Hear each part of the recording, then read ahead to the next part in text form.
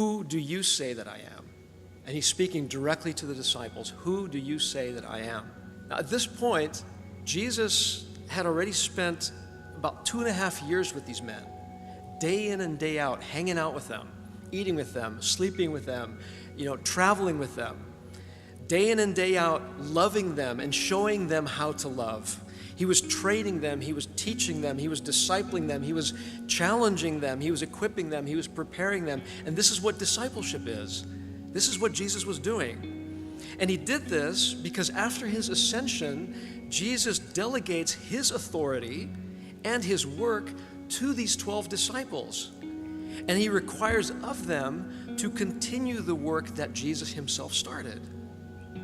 After the resurrection and after Jesus' ascension, their commission was to make disciples, actually to multiply themselves in order to further build the kingdom of God. And they literally had to follow in Jesus' footsteps. They had to fill his shoes. That's a tall order. So we would have to agree that these disciples must be thoroughly convinced of who Jesus is. Hence the emphasis on you. Who do you say that I am?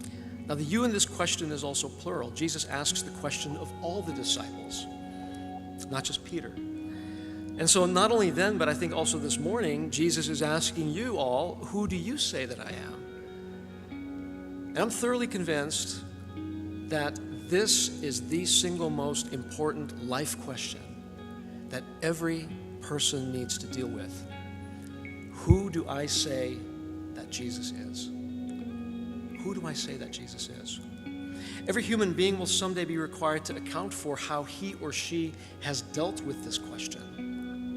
Hebrews 9:27 says every human being is appointed to die and then what? Face judgment. And I believe that in the judgment, the one thing that will weigh the most is what you and I believe about Jesus Christ. Who do you say that Jesus Christ is? And as narrow as it may be, there is only one correct answer to this question that God will accept. And Peter gives us this answer in verse 16. The answer to this question not only determines where somebody ends up eternally, it determines how a person lives their life and what a person will spend their life on. Simon Peter answered, verse 16, and said, "You are the Christ, the Son of the living God." Christ speaks of his mission, of Jesus' mission. Christ means anointed one. It means Messiah. Jesus is the long-awaited Messiah that God the Father had promised would come. As early as Genesis chapter 3, God promised that the Christ would someday come.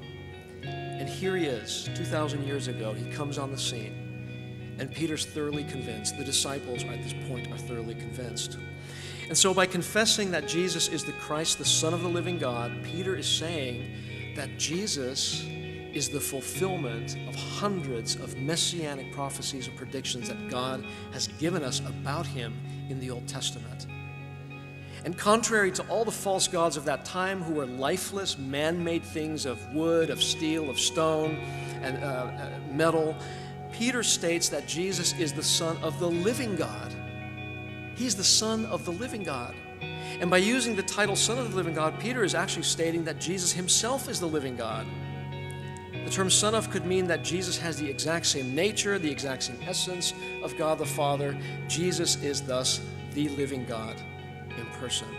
And only when a person is 100% certain of the fact that Jesus is the Christ and that he is the Son of the living God will a person live their life wholly for him, and if need be unto death.